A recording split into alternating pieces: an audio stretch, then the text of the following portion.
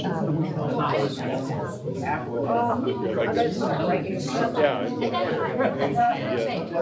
actually wrote a Bonhoeffer biography too. But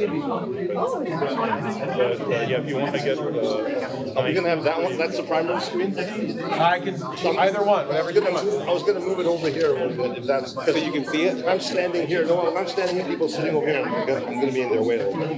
Got it. Does that make sense?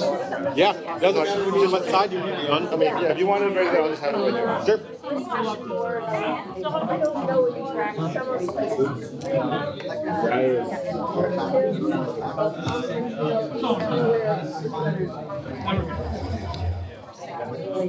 Yeah, we can.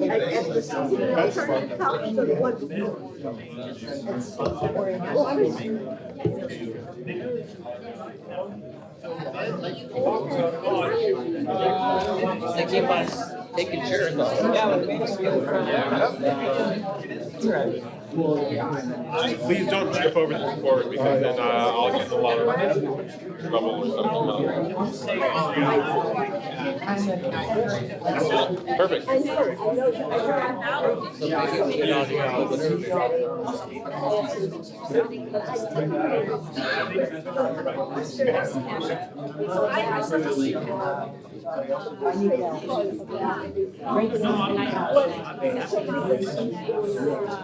I'd be happy to participate. Get an accreditation body. Jay told me. Jay told me this is the standards for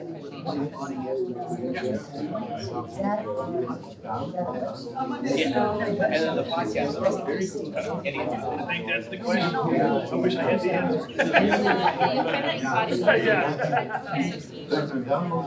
Seminaries. Very not part of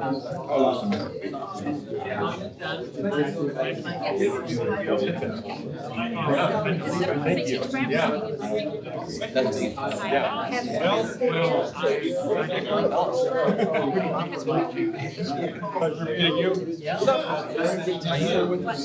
when did you get here? Are you Phil? You're working. No, I've just been I gotta come up here.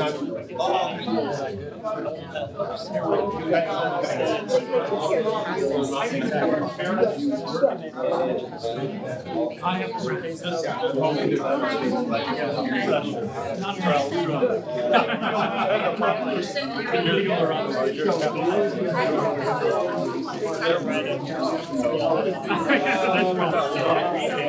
I'm going to start face.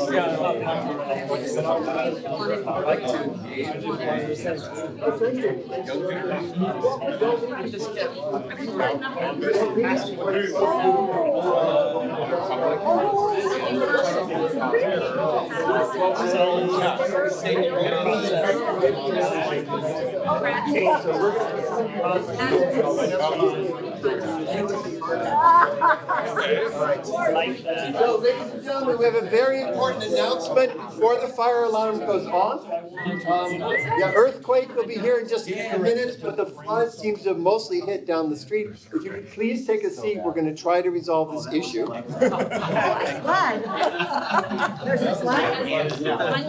I want you to know that the rate has been an inch per hour at the Santa Barbara airport. That's 3.6 inches in a day, the record. Fortunately, that was yesterday. We are earthquake prone, so do I have your attention yet? Santa Barbara is way up there. Right. If you were planning to fly to Santa Barbara yesterday, it was not a good day. Okay, ladies and gentlemen, so this is like the important moment of the weekend. This is the one where everyone sort of sits down and looks at the guy who's rambling in front. In evangelical service, we say, now let's pray. Yeah, I know. I was going to do an altar call, but... all right. So the most important thing to tell you here is that Jay Potter has just walked into the room. And I'm going to ask a very interesting person to introduce an even more interesting speaker But first, I want to remind you that you can see an amazing Polish film about the common good called Life Feels Good. At the fundraising meeting, I had a chance to see the highlights from this film. It's an amazing, moving film, but it will cost you an entire $5 to go. So we're moving to get done that you can have dinner and walk over to Mud Theater, put your $5 on the counter and see Life Feels Good, a new Polish film that Marcus we have a keynote, we have an addressing that, then we have a short discussion, and we're done. I just wonder if Trip Fuller can introduce Professor Young. All right, so you get to hear from Amos, and he's awesome. And one of the best ways to decide if you should really take someone seriously as a theologian is like after you hang out with their family. And I've had the opportunity to hang out with Amos's family, and his son Isaiah is what, if you're a theologian, you want your child to do, to take the faith seriously, own it themselves, and then embody it in community for the common good. So if that's not a good reason to take this amazing theologian seriously, then invent one in your head, believe it, and then enjoy Amos as he shares. Thanks, Trip. Yeah, I really appreciate it for the opportunity to take a few minutes to share. It's been an incredible couple days for me. There's been a lot here that I've been encouraged to chew on afresh. And there's any one of you could have been giving this talk. I'm honored to be in this position. So I've entitled this talk, Pneumatic Frontiers in Theology, the Future of Theology in the Pentecostal Millennium. You could sort of say something, you could say something along the lines of that. Here's my take on the new frontiers from a sort of Pentecostal site. So what do I mean by the Pentecostal Millennium in the title of my talk? Well, as you know from my earlier, I gave you sort of the more autobiographical set of comments earlier. I'm a child of the classical Pentecostal movement, which situates its origins at the Azusa Street Revival and so on. And some demographers would say that in terms of the world Christian context, it's becoming increasingly Pentecostalized. So according to those ways of counting Christians, there's almost a Pentecostal majority that includes a lot of different stripes, if you will. Charismatic renewal, as many of you probably maybe even participated in the 60s, the 70s, maybe the 80s, in the mainline churches, has also led, for some other demographers, to talk about the charismatization of world Christianity. On the third front, you've had the Roman Catholic Charismatic renewal that's also taken place for about 50 years. And one scholar, what's his name? He just passed away a few years ago. He was at Rhode Island. Edward. I'm sorry? No. Cardinal Sunan? I can't think of his name right now. But he talked about the charismatic renewal as being one of the features that salvaged Roman Catholicism through the Second Vatican Council and the winds of the Spirit sort of being opening up in that direction and so on. Post-denominationalism, independent movements, global apostolic networks, all of these sort of ground-up grassroots movements. And these are not just Western phenomenon, but these are certainly majority world South phenomenon. A lot of the independent spirit churches in the African context, certainly apostolic movements across Latin America, across Asia. You mentioned Professor Kwok about China. A lot of the rural Chinese churches are what we might call charismatic or even Pentecostal type. So I guess I want to suggest that we are looking at what I would call a Pentecostal or Pentecostal charismatic millennium at this point. We're early on, certainly that's the case. When you add up all of these numbers, I mean, the argument would be that the majority of world Christianity is been shaped and informed by some kind of Pentecostal charismatic forms of spirituality as mediated through the diversity of these streams, right? So there's not just one Pentecostal stream that's flowing here into the 21st century, but there's at least these four, and again, these really mask the diversity that's even within each one of these segments that I've identified in terms of these four bullets. But I want to invite us to think about the Pentecostal millennium in that respect, the third millennium of Christianity, as at least at this point being being shaped by these grassroots spirit-type spiritualities across the Christian context. And certainly, as we've already talked about before, many of these Christian-type spiritualities are not just shaped by Christian traditions, but are informed by a variety of indigenous, local, world religious even backgrounds, cultural backgrounds, religious backgrounds, and these are finding interesting convergences within what we might call world Christianity. Again, that's a contested notion at this point. If we want to say something along the lines that the first millennium, we might have had a first article theology, believing God the Father, the creator of heaven and earth, culminating perhaps in something like the medieval synthesis. And the second millennium, in which the Reformation churches turned to and developed a theology of the second article. Theology focused upon the incarnation, focused upon Jesus Christ as the Word. Perhaps we might suggest that the third millennium, perhaps we've got a good start on something like a Pentecostal or theology of the third article. So I want to suggest how some of these new frontiers look like from this sort of Pentecostal third article site. So what are the opportunities and challenges that I see from my vantage point as a theologian that is looking out upon world Christianity from these set of perspectives? And I think one of the things that have been helpful, of course, in the digital age is that the diversity of what's happening in world Christianity is no longer something that we need to wait 3 generations for before we get to know about. We're exposed to it at this point right now. There's also what's been interesting is a lot of study, there's an emerging resurgence of the anthropology of Christianity, for instance, in which a lot of that work is actually on anthropology of Pentecostal charismatic movements within Christianity. Those seem to be the strangest types of Christians to study, so a lot of anthropology going out and doing fine-grained ethnographic and other works to try to illuminate that sort of phenomenon. So I think we're seeing that this form of, these forms of world Christianity certainly gives us a lot of food for thought. Summarize a few of what I call the opportunities and challenges. Charismatic renewal, yes, the emphasis on immediacy, emphasis on justifying, if you will, novelty, newness in the name of the Spirit. Oftentimes sitting in some tension with established institutional forms of a religious tradition's matrix. Both, I think, opportunities and challenges, opportunities for development, opportunities for exploration and inquiry into novelty, but also opportunities for how do we understand the new shapes of institutions in the third millennium. A certain sense of renewal and revitalization. There are long histories of retrieval movements that look back at earlier forms and prioritize or wanted to bring forward, if you will, a kind of apostolicity, if you will, connecting back to the fount and drawing forward. So there's a sense in which renewal movements are about something like that, attempting to bring forward, if you will, apostolic forms of spirituality, wanting to revitalize, bring forward, if you will, things that are from the past. In that sense, it's quite Reformation-based as well, looking back particularly to the New Testament witness and wanting to bring that forward.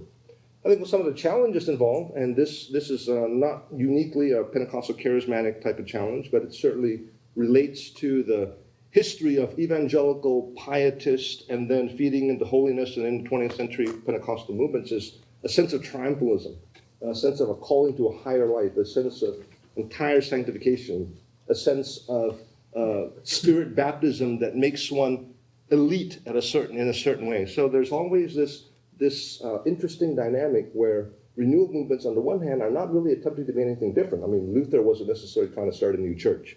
Neither was William Seymour in that respect, right?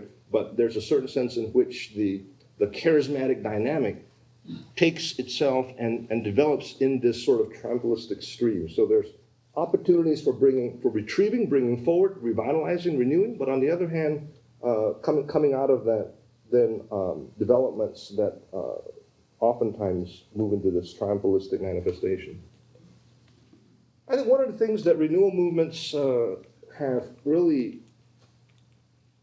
been at the forefront of is, even at the turn of the 20th century, when you think about how Enlightenment forces were shaping the way in which 19th and 20th century, early 20th century developments we could almost say something like Pentecostal movements at that point in time were a kind of reaction to a rationalistic forms of, just like pietistic movements in the 17th century were reactions to overly cerebral, cognitively form-based kinds of Protestant movements.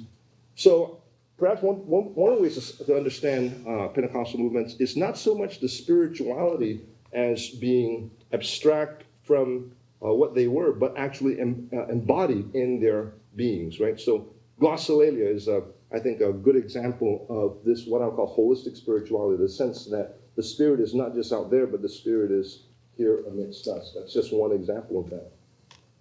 One of the things that's really been happening, and we can look at this in so many different ways, but particularly given the demographics of renewal Christianity across the majority world and even here in North America, there's been a gradual politicization of these movements. Movements beginning to figure out that they've got lots of numbers, and these lots of numbers could make a difference politically. That's played out potentially sometimes in positive ways, but more often than not, because most of the time folks engage in these kinds of things don't know what they're doing politically, it hasn't had very positive outcomes. So there's potential here for thinking about engaging the polis, thinking about engaging the public sphere, thinking about engaging the social dimension, but there's been all kinds of charismatic, if you will, leadership that has grabbed and usurped those opportunities for less than the common good.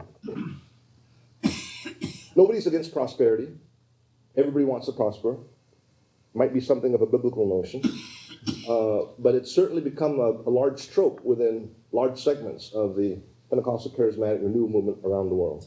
Not only in North America, but certainly also across the majority world.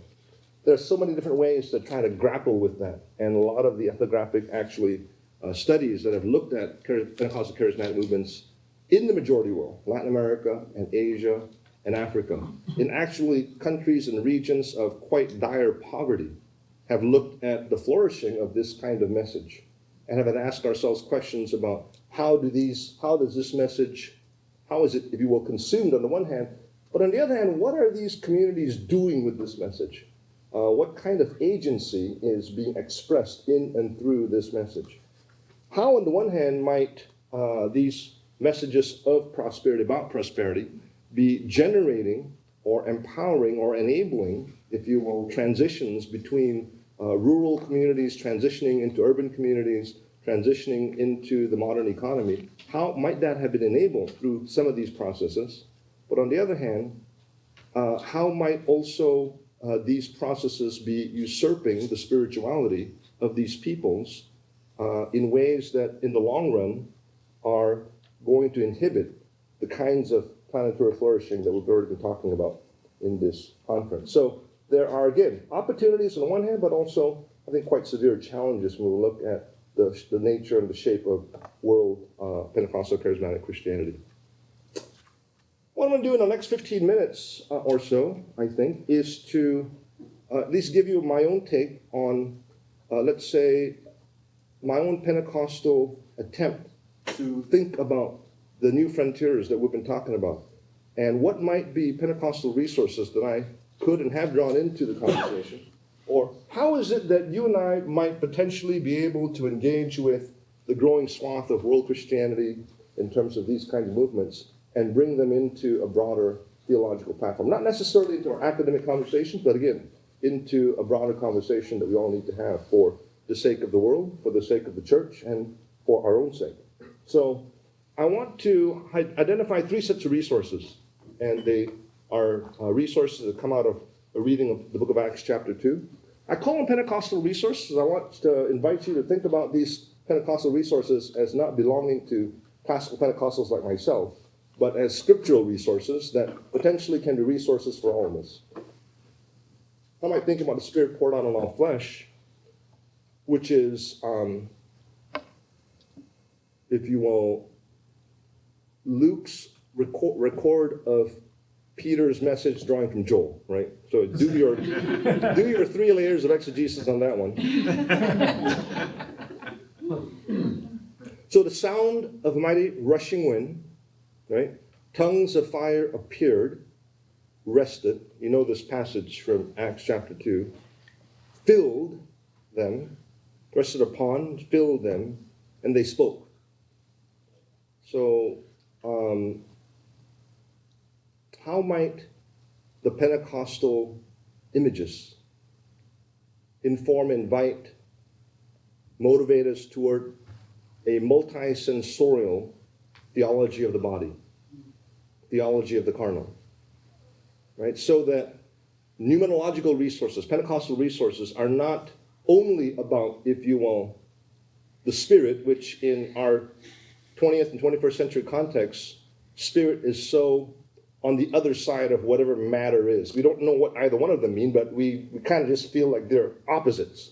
That's at least how the Enlightenment has bequeathed those that binary to us. I think Pentecostal resources invite us, it gives us one way to bridging this binary, right? That whatever spirit is, it acts upon it, alights upon it, appears, it rests, it fills, it manifests itself in and through carnality. Spirit was poured out upon all flesh, male and female, sons and daughters, men and women,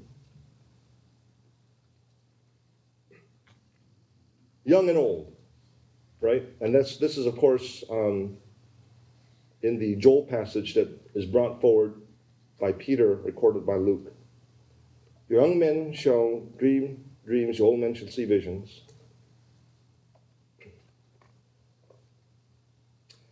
And what about dreams and visions? What about the logic of dreams and visions? What about the matrix within which dreams and visions become publicly assessed, publicly received, publicly negotiated?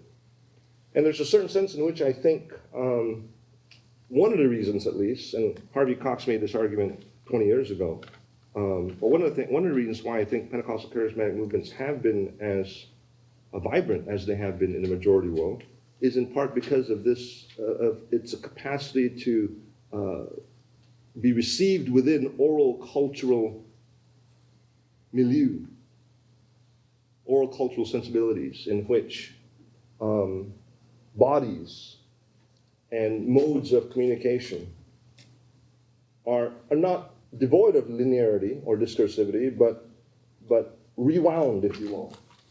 So there's a sort of trans-rational, not anti-rational, but trans-rational dimension to the way in which spirit and bodies and communities and genders and generations might be wound up together.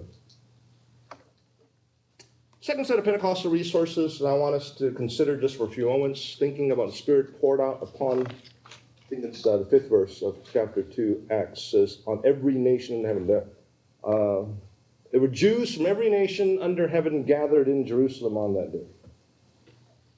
So what are the implications? Now in Acts 1:8, it talks about you receive power after the Spirit comes upon you, and you shall be my witnesses in Jerusalem and Judea and Samaria and to the ends of the earth, right? So then Acts 2 basically says that we don't need to wait until we get to Acts 28 before the ends of the earth actually get caught up in this movement of the Spirit, because the ends of the earth, in effect, have been gathered already in Jerusalem. Even specifically, proselytes, Jews and proselytes from Rome identified there in this narrative. So this is, of course, the start of the church, the start of the new people of God. Poured out. So what are the Pentecostal resources that we might find here from this particular text? In our own language, in our own tongues, we hear them speaking about God's wondrous deeds, of God's great deeds of power. So how might Pentecostal resources provide us with a framework, with a set of sensibilities within which to listen? We've heard a little bit about listening here. Within which to listen to the languages and the witnesses of every nation under heaven, every ethnos, right? At the ends of the earth, if you will. How might these resources not just enable the listening, but actually invite it, and actually foreground this listening. And of course, foregrounding this listening assumes at the certain level then that this work of the Spirit is not just it's not just a miracle of speech, but also a miracle of hearing, which both of these dimensions are sort of embedded in this Acts 2 narrative, right? So if there's nobody talking, there's no listening that's needed. But amidst many voices, then all the more important it is that more finely attuned listening sensibilities are nurtured. So we can maybe see a convergence just even here, right? That nations, languages, tribes, cultures, traditions, religious traditions, philosophical, discursive traditions. I mean, they're all the intersectionality we might be able to handle. We can see converging here just within this one level. How might the many nations, many ethnos, and understanding that this narrative unfolds in Jerusalem on its streets, and understanding that the Acts narrative, which is part 2 of the Luke narrative, unfolds imperially. We've talked about empire already, right? In the days of Caesar, in the days of Augustus Caesar, Luke 2 and 3. So the apostolic narrative is already unfolding within a public space. And how might we read, therefore, this outpouring of the Spirit upon the many tongues as a witness also, or as a set of witnesses toward social imaginaries that are possible within particular imperial spaces?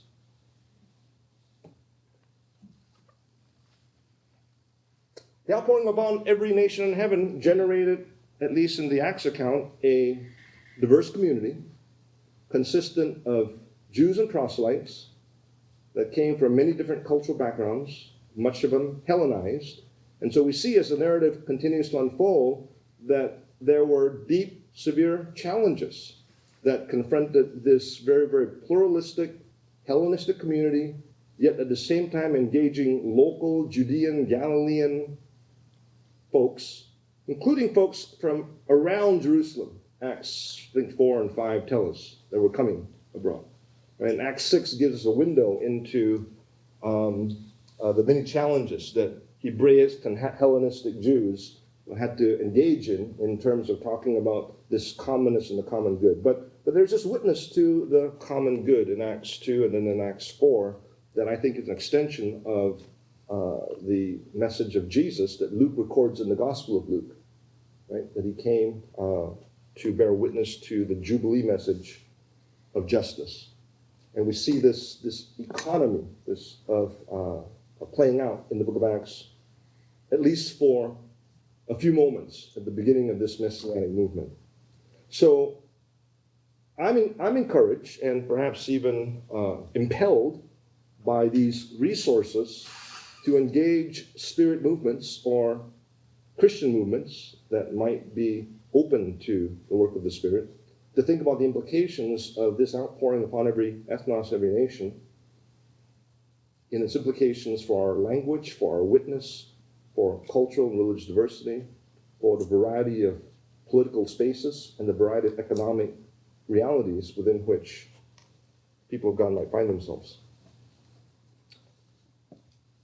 Third set of resources, and here also looking at the ends of the earth, not just in terms of geographic ends, but Acts 1:8 actually is eskatu tes ges, the ends of the space-times of creation.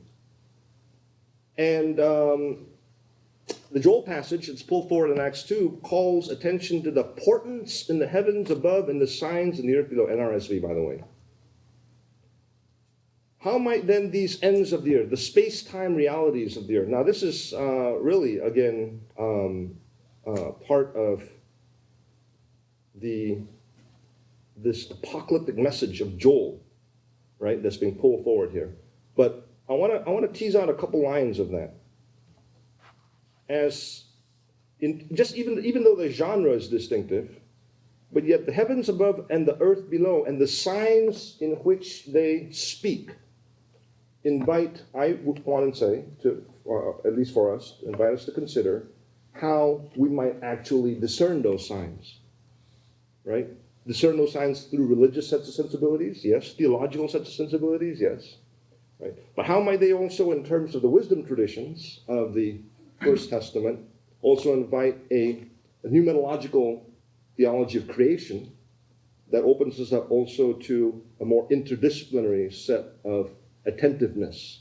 And I mentioned some of this earlier in my talks, in my few moments this morning, about interdisciplinarity as part of the many tongues, or in which, at least analogically unfolded, through which the disciplines give us, again, perspective, witness into modes of inquiry toward truth, toward justice. The apocalyptic witness from the First Testament ends with the coming of the Lord's great and glorious day. What does it mean to live in apocalyptic times of the last days? Someone said this morning, I can't remember who it was, it's not something along the lines of, it's not when the apocalypse is going to happen, but we need to find ways to have water and access to resources after it happens. Right? I mean, that'll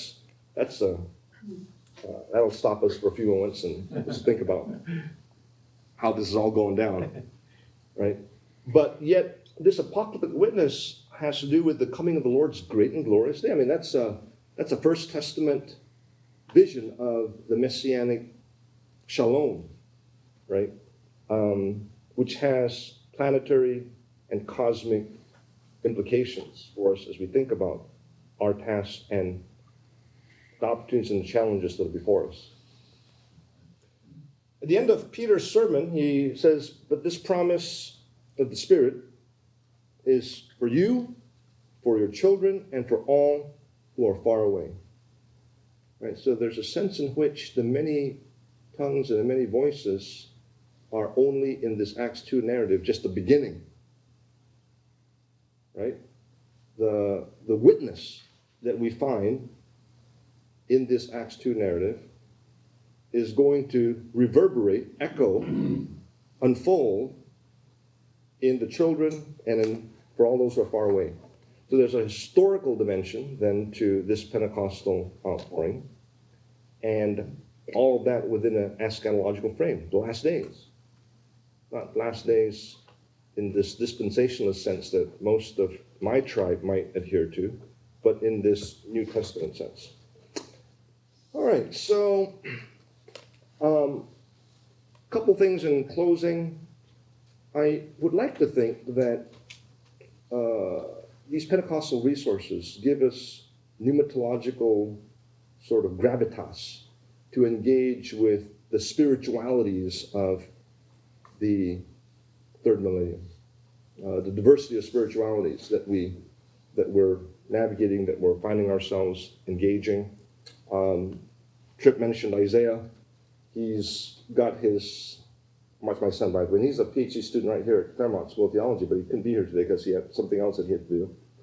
But yeah, he's been really thinking about the nuns and all the folks that he works with in the colleges that he's been a part of, and challenging me to think about the nature of the spiritualities that are on the market and that are being constructed going forward. Might pneumatology give us those kinds of modes of engaging with these questions, these opportunities? The Spirit is, in the scriptures and certainly in the Christian tradition, not just a free-floating Spirit, but also the Spirit of Jesus Christ. And as I mentioned earlier today, I think part of the opportunity and the challenge for us today is how to receive that witness of Christ in and through the Spirit. And perhaps also find our understanding of who this Christ is being deepened or being expanded along the horizons in which we're navigating. And there's a certain sense in which in many circles in which I travel in, and a lot of them are evangelical and more of the classical Pentecostal type, part of what I do in those contexts is to say it's not just focusing on the Spirit for the Spirit's sake, but it's also in part focusing on the Spirit for the purpose of the sake, for broader, larger theological reasons, Trinitarian reasons, if you will. Right? First article theology, a second article theology. What's the promise of a third article theology for a fully Trinitarian theology? Which in some of my Pentecostal circles, particularly among the oneness sort, would be a bit challenging. Some of you might know what I'm referring to there. So there's all of these different kinds of both opportunities and challenges within this matrix. I'll close with this. How might pneumatological instincts and sensibilities invite us to think about the reception of the scriptural witness and its and we had this discussion yesterday about trans-religiosity and all that, and I want you to just throw in whatever your deal is right there, right? Whatever your trans is, how does that get worked out? I think it was, I'm not sure if it was Whitney this morning, who mentioned about polydoxy. So I threw that in here as well. And this is, of course, what's true. How do we negotiate that? How do we move toward that? There's a dimension of ortho, but many tongues of the Spirit invite me to think about also this notion of how do we grapple with polydoxa? How do we understand the wondrous works of God, which are not just proclamations and exclamations, but also what is experienced in bodies, what is unfolded in communities? And so there's a opening and a call toward understanding the doxa in terms of the praxis, in terms of the things that are just and right and good. And how might we understand the eschatological Spirit's groanings for the coming reign of God, groans that are reflective of affective aspirations, groans reflective of the trans-rational communications, if you will. Right? So there might be an orthopathic dimension or a polypathic dimension. The many affections, the many longings, the many hopes, the many aspirations. I think that Pentecostal, and again, I hope that you're hearing that for me, it's not just about the modern movement that goes by that name, but this horizon of this Acts 2 sort of witness that might invite us thinking about the triangulation or the interwovenness between interpretation of Scripture and aspirations toward understanding truth and the workings of the Spirit in our midst, even while we feel the heat lighten, the heart inspired, and perhaps communities taking shape. All right. Thanks a lot for listening.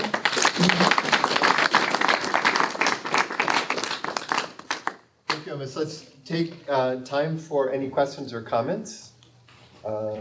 See what comes up. I'm going to be a little strict on time since we're trying to get people out a little bit early, but question or comment? Officers? You just helped me out. I was trying to figure out what set of ears I was listening with. Could you just help me understand how you're framing, what your presuppositions are about biblical scholarship and the author of the account about Acts? Because we've got the assumption, it sounded like the assumption that Peter actually said these words and that Luke actually recorded these words. And I'm wondering if I was supposed to take that assumption literally as an historical claim. Can you give me some framework here about how to listen to that? Yeah, most of the time I think from a Pentecostal perspective, the historicity is not the issue.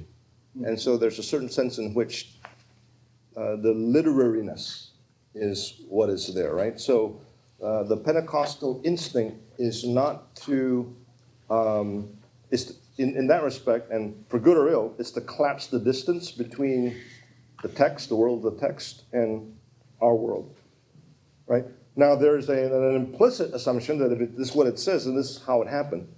But there's not going to be pressing further into, well, how do we understand the nature of what happened necessarily, right? But in the way in which I'm using it, I'm retrieving it as a theologian, aware of the issues that historical criticism might raise, but at the same time then thinking through, well, how are these nevertheless resources for us as we think about the task before us in the present time? So not wanting to get away from that, but at the same time reading the text theologically and not just only historically. So first of all, I'm really impressed with your charismatic openness and ability to engage and interest in engaging, and I thank you very much for that. I'm looking at your 3 points, and I sure would like to ask you a question about Jubilee justice for point 2 and Joel's message for all the earth in point 3, but the first point was about pouring out on all flesh. And then you immediately kind of did a switch to the body.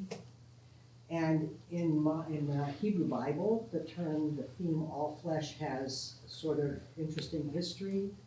And, you can begin back with Noah or somewhere back there, and maybe some places in the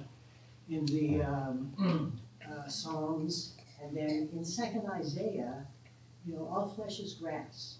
And there's kind of a monism there where flesh and grass are the same kind of stuff. They're sort of ontologically the same. That's and so here, God pours out his or her spirit on all flesh, not just people, not just bodies.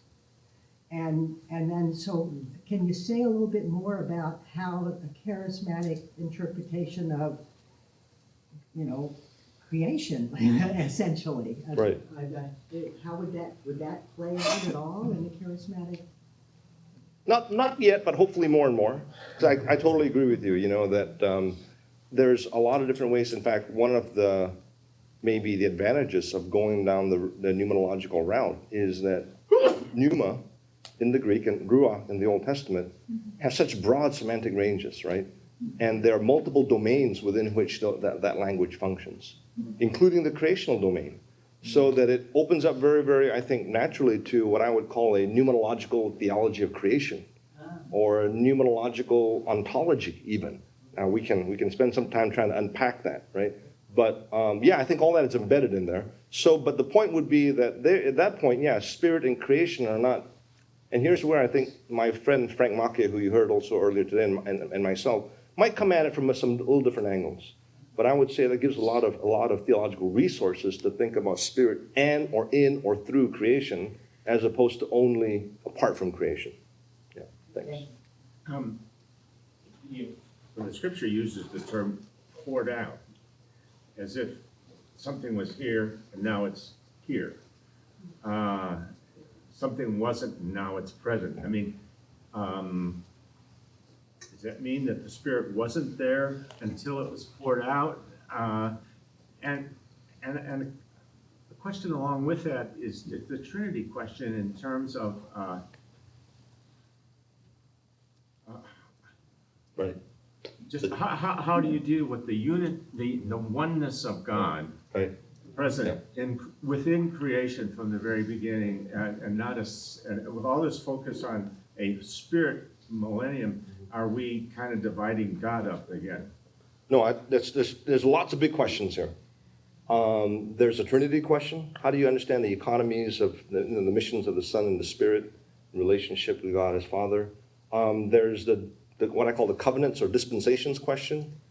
First Testament, how do you understand the spirit of creation in the first in the Hebrew Bible? How do you understand the spirit of Pentecost, the spirit of Jesus in the New Testament? And these are, the spirit of these are big questions, right? And there's a certain sense in which I would say that a pneumatological approach doesn't necessarily resolve some of these questions, but might give us another point of entry into them that might alleviate some of the challenges that some of the classically framed ways in which these things were attempted to be engaged might have left us with, right? So new perspectives potentially on some of the established and loci of discussion. But now there's a sense in which all of that, if this is taken seriously, is in some respects up for grabs, because now you've got voices. I mean, we talked about digital voices or global voices.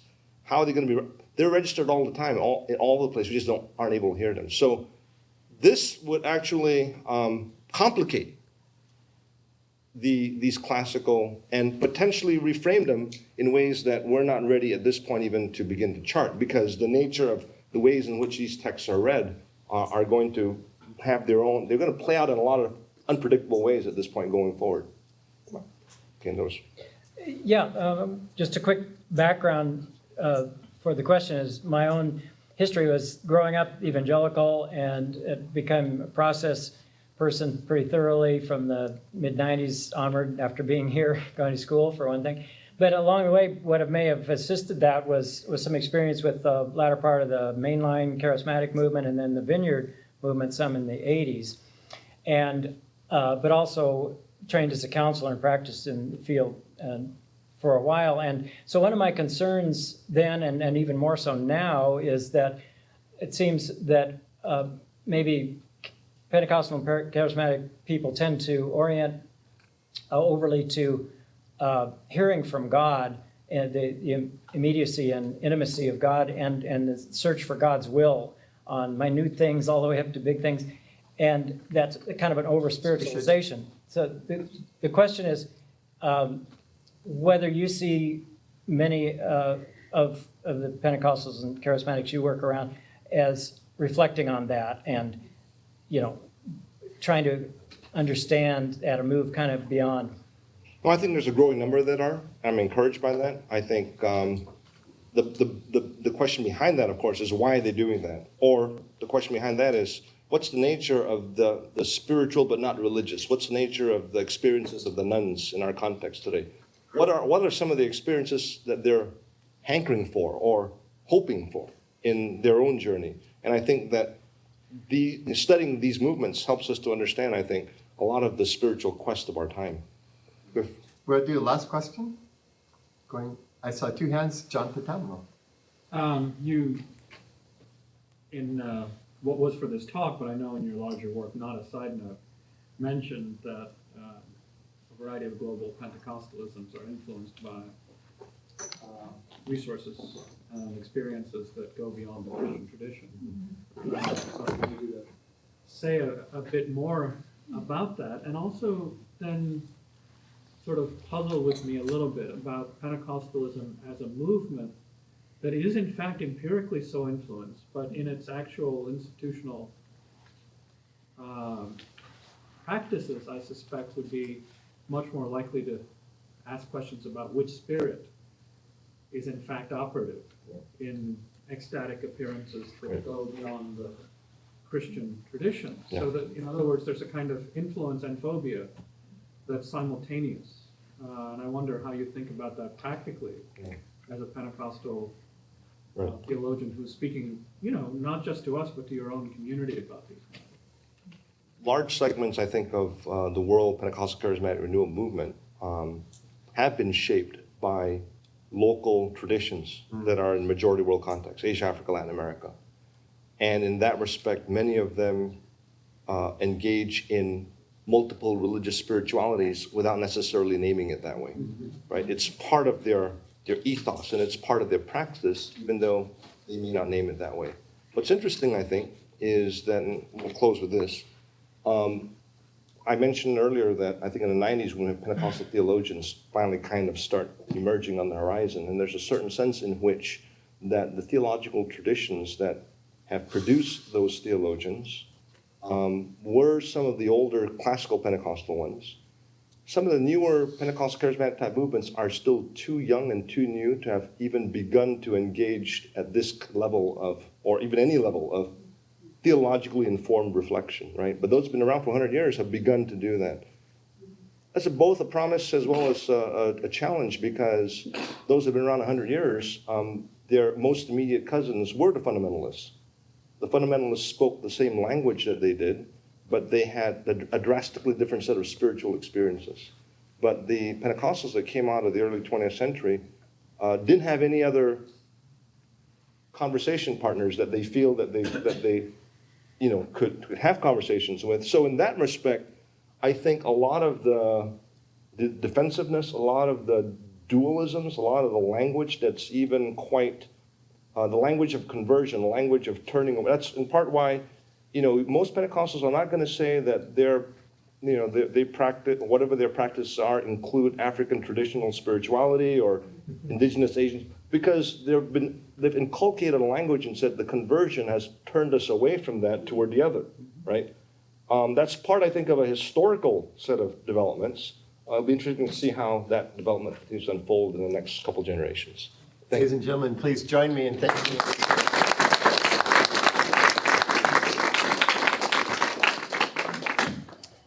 That brings us to the last few minutes.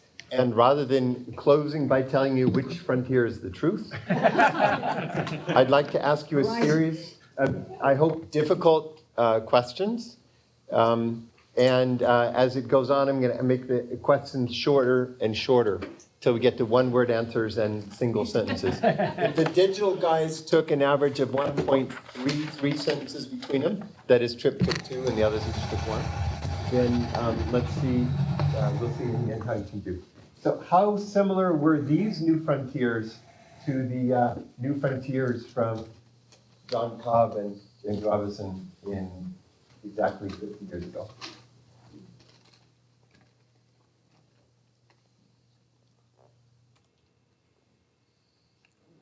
So those frontiers were trying to overcome German dominance of theology by creating for the first time a dialogue among equals.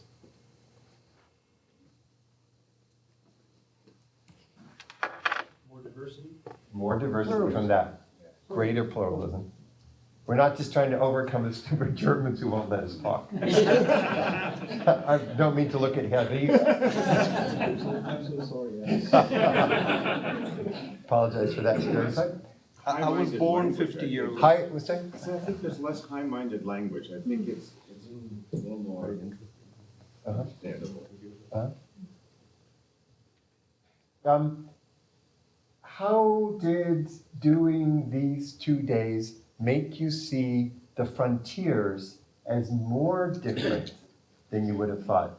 What I'd like to do is give a little bit of priority here to the speakers, the members of the panels, and ask you to identify which of the schools you are talking about. So rather than looking for consensus, I think let's look for the opposite.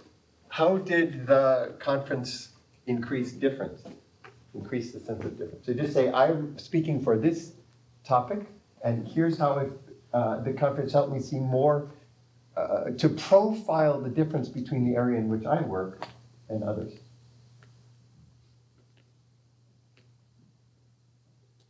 So who are you speaking for? Trans-religious? Thanks. My experience was actually quite the other way around. Okay. Namely that I have a sense that at least when I'm speaking trans-religiously, I do many things. I don't keep my predecessors, Paul Nitter's emphasis on a liberation theology of religions. So I have a sense from hearing the general sense of crisis around planetarity and where we are politically, that a trans-religious theology that simply deals with the issue of religious diversity alone without keeping sight of the pressing and exigent issues of the time won't actually do. So I'm not actually feeling a need to pitch any tent against others, but a deeper sense of reconciliation. Okay, and I want to come back to the reconciliation, but in order to overcome the impression that this was seeking for a consensus between 8 different schools of thought, I want to start out with a difference question. Others who participated as speakers. Yeah, Wesley, I knew your hand was going to go. Which school do you speak for? Remember, locate yourself. Just what panel were you on? Trans-religious theologies and naturalist theologies. Okay. I think one huge difference is that some people still take theology to be a Christian activity, an activity of the church, and other people you're not. It's just a massive difference. I don't think it can be bridged or reconciled. Rather, I think what we have is the beginnings of a revolution where theology is taking on a life of its own outside the scope of the church with a new audience and new people doing it. And in that context, the revolution in theology will happen both inside the church and outside. And the church will only be able to control a part of that or influence it. It seems like the methods are going to be radically different depending on which one of those two lines one follows. Could you say anything about that? Sure. And the great thing about working with inside a specific tradition is that you have access to a revealed body of information which is not available to you when you're doing trans-religious theology. And that revealed body of information brings focus, and it brings classical documents that become the objects of interpretation. And it's a fairly constrained type of interpretation that has to make sense of those classic texts and the tradition that flows out of them. Whereas trans-religious theologies, naturalist theologies, they're operating with the main constraints being much more general. Every single theological or philosophical insight that anyone ever had anywhere is potentially germane. And so the selection principles aren't present. There's a lot of arbitrariness in when you focus on something rather than something else.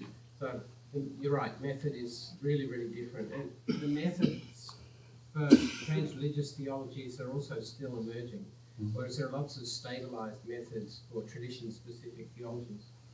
Jörg, which school did you represent here? Which? Well, really number one, and probably here also 6, if you want to add that.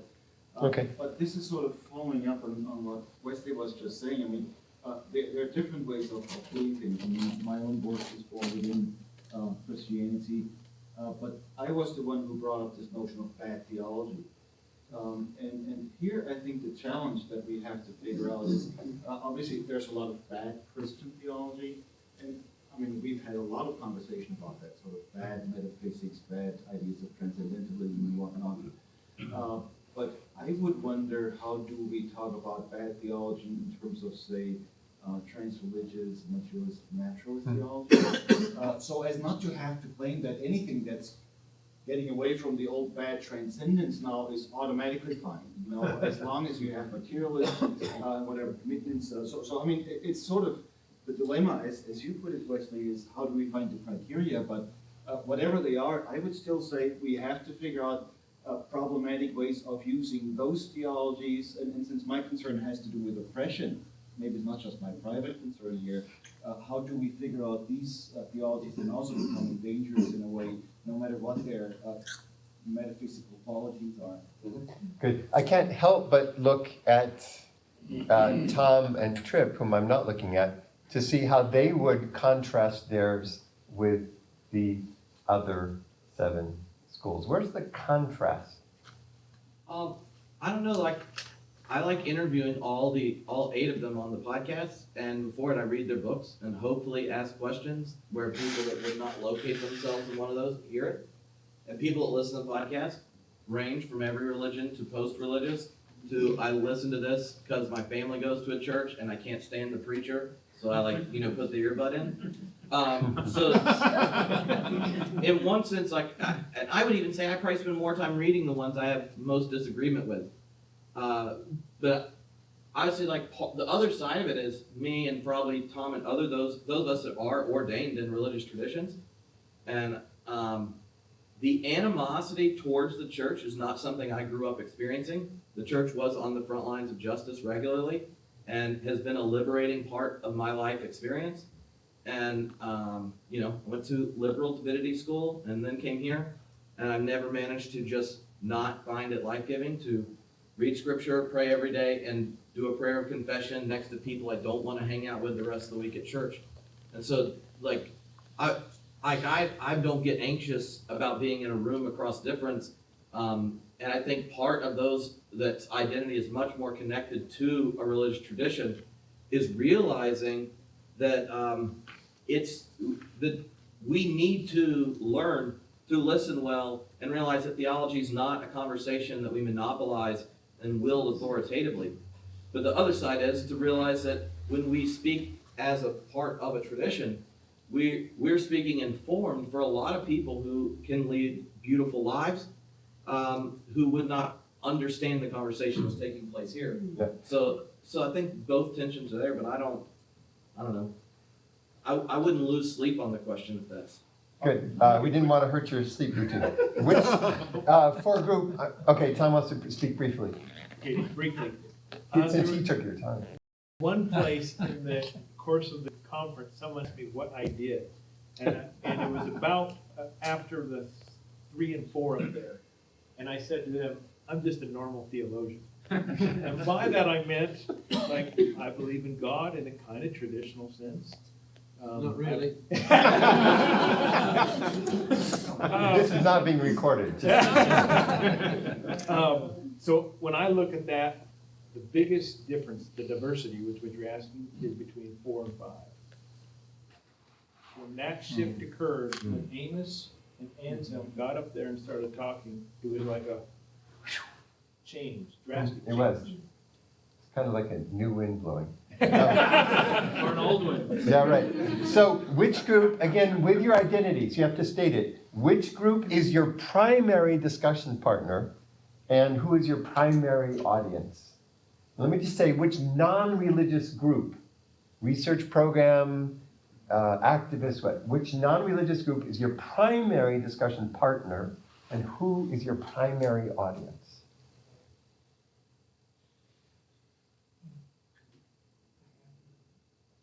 It's harder for some and easier for others. I kept looking at Wesley because there's such clear answers to these questions.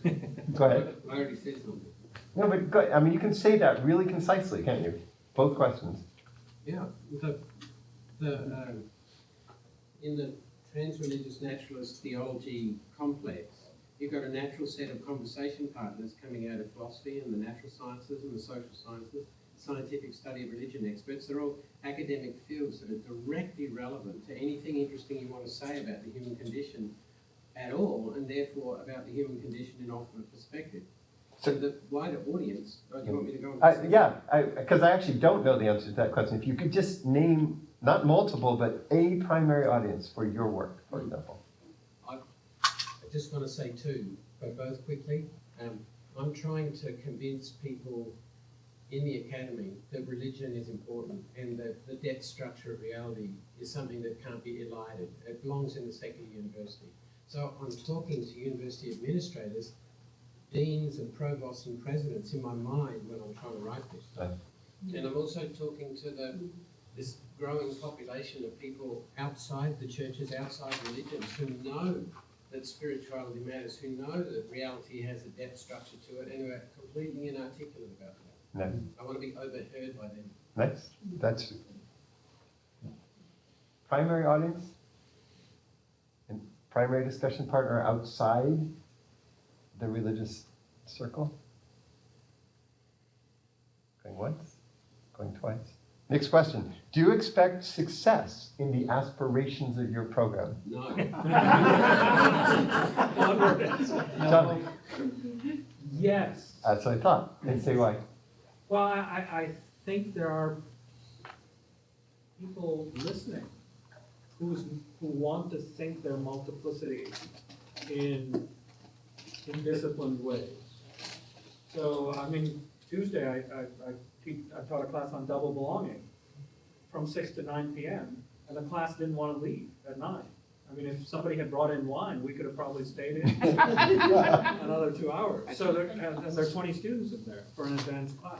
So, and these are people in a seminary, but many of whom identify themselves no longer as engaged in one religious tradition, and they don't quite know how to think practically or theologically about that fact, and want to.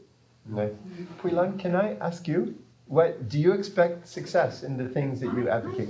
I expect success consciously, because I am interested in thinking outside the box, and I have met many people who told me exactly I want to think along those lines too.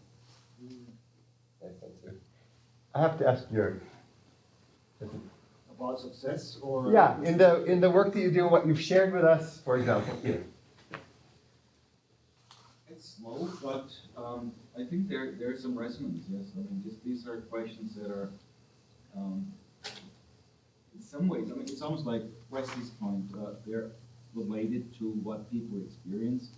It's there, but you have to sort of bring it to a level where you can talk about it. So say issues that deal with class and oppression and so on.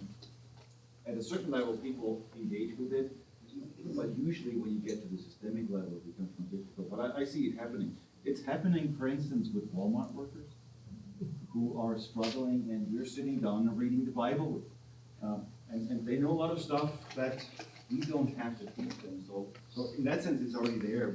All we have to do is sort of reinforce or give people permission to see what they're already thinking. Nice. What does the word theology add for you? We called it New Frontiers in Theology, but some of you said, well, I don't really need the theology part. For others, obviously, that's why you're here. What does the word theology add?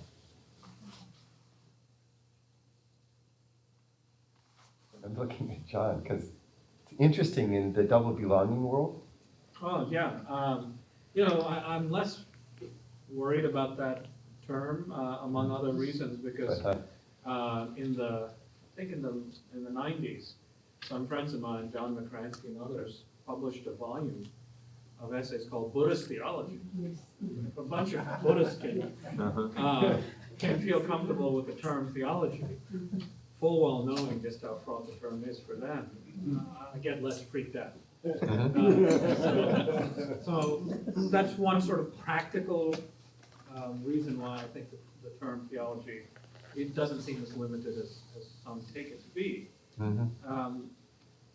It seems to me a word that can do the work of what I wanted to do. I don't actually any longer use Tillich's Ultimate as the way to Darren, you wrote such a good book about it. Yeah, I now talk about what I call qualitative orientation, that what the religious project is not merely a kind of neutral, descriptive interpretation of how things seem to be, that you can do as a scientist, but a question of how we comport ourselves to the universe as qualitatively interpretive. Nice. And that, the word theology can work for that too. Okay. So Wesley already gave a really clear answer with the two senses of theology and looking himself. Why do you still use the word theology? I think that the audience responded better. If I said I'm doing philosophy, they hear that differently because the power of that language.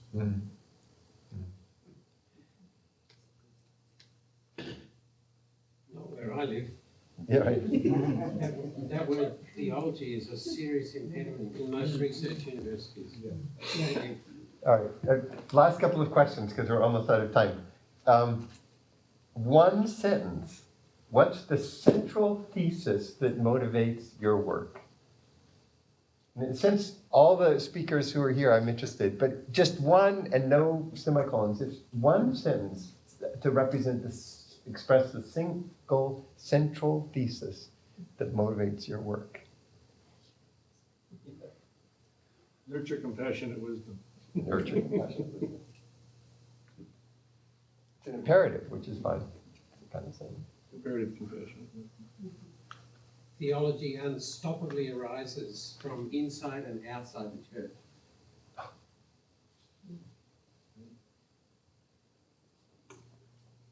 God loves all creation, and we ought to also. Everyone in the room who was on a panel has to answer this. Here are the many voices. Hear the many voices. God is that than which nothing smaller can be perceived.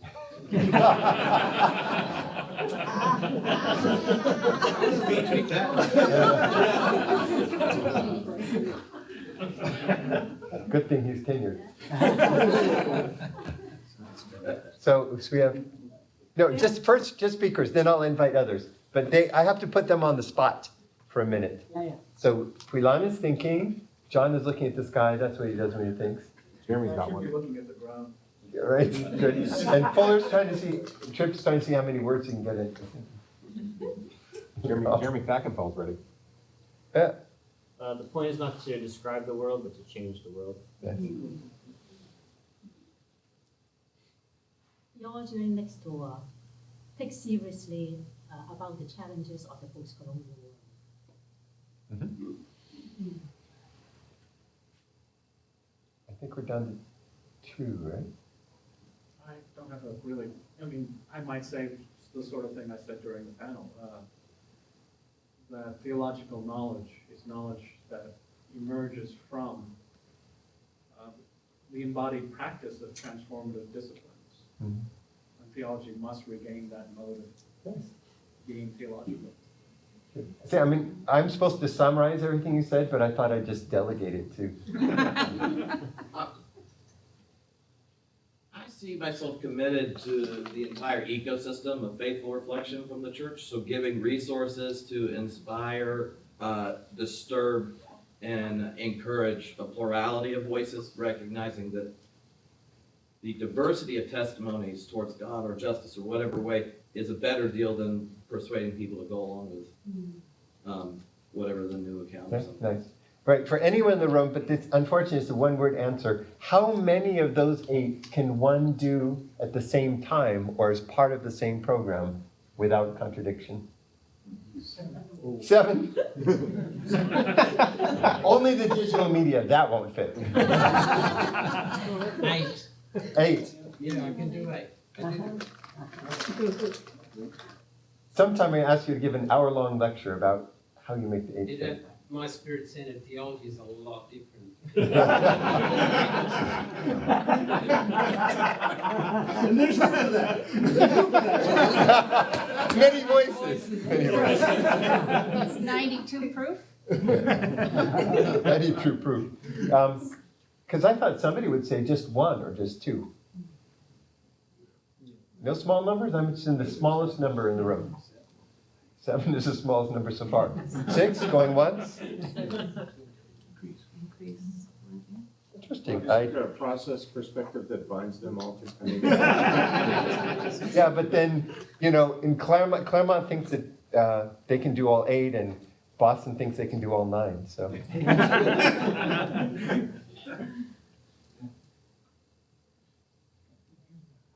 Okay, I guess this should be the last question. How well did we do at not capturing the flag, not attempting to capture the flag? So we had this opening goal of listening to each frontier, not seeing them as competitive. Looking back over these hours, did we actually do that? Sort of listening like a sociologist or an anthropologist to what happened? Or did we find ourselves either in our public words or privately, so did you find yourselves privately, really saying, well, this perspective, that's where you have to start, and the others are in some way inferior. Even if I'm too polite to say this out loud, this is what I'm feeling as I listen. I actually don't know the answer to this question either. John? Well, I'll fess up. I'm quite biased. I have a feeling that the vocabularies used for in-house Christian theology didn't sound all that new to me. So in what sense much of that core vocabulary is a new frontier was not transparent to me. Whereas, of course, you have no choice if you're trying to be transreligious. Mm-hmm. Others? To what extent were we able to be anthropologists, as if they were a neutral descriptive anthropologist, listening, observing different frontiers without having the, at least inner thought, those are problematic in other ways, but if they came at it from this side, they would be less problematic. There was anthropologists assumed naturalism. I just want to check. There's a whole bunch of anthropologists, and that could get us in trouble if I tried to argue neutrality. Well, I will say we did a good job in-house, but I thought we came very close to examining our border when we talked about what do we do with a Donald Trump, for example. Mm-hmm. And there was talk about whether we, listen with understanding or whether it's the time to draw a line.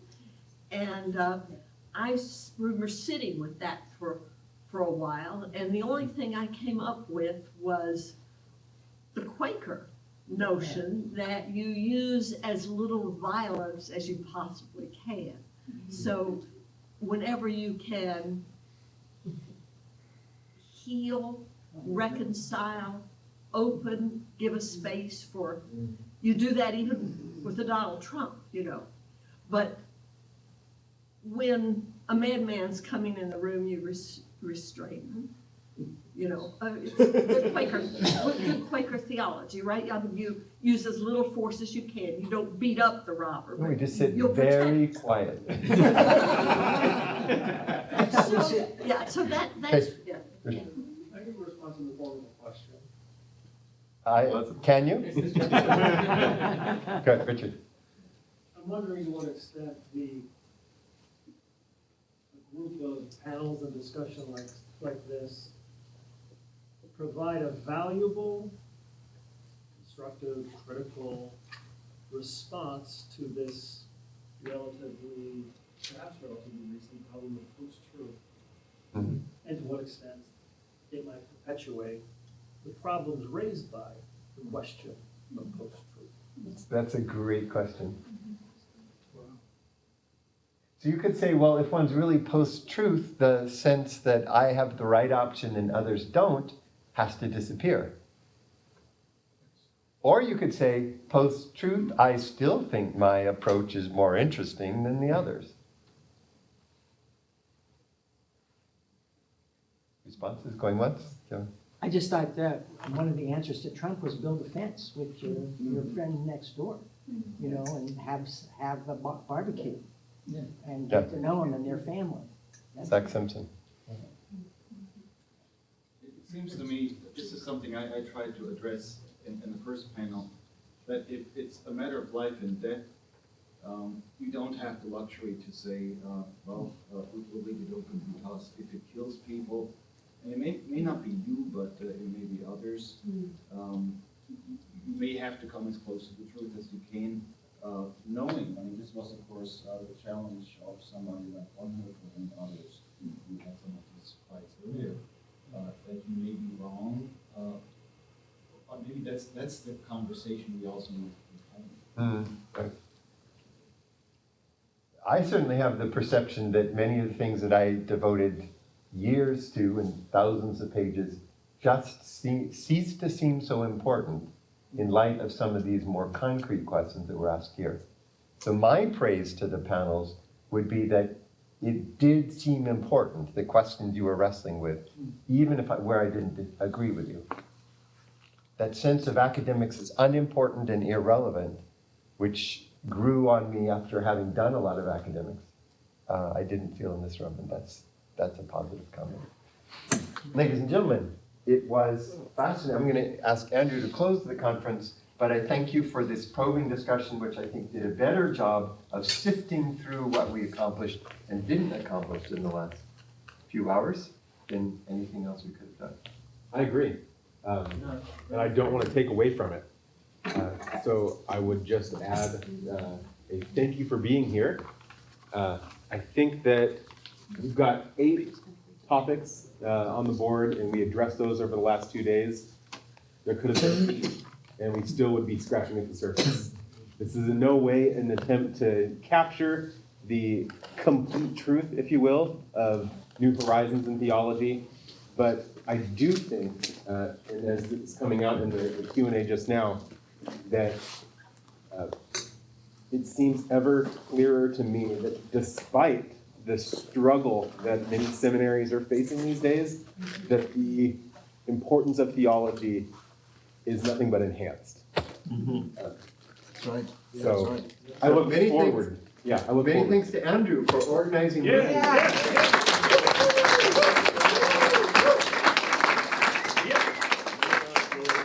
look forward to continuing our work and being in dialogue with many of you. And buy the volume. Yeah. Now, if you want to continue these conversations, you don't have to go home, but you can't stay here.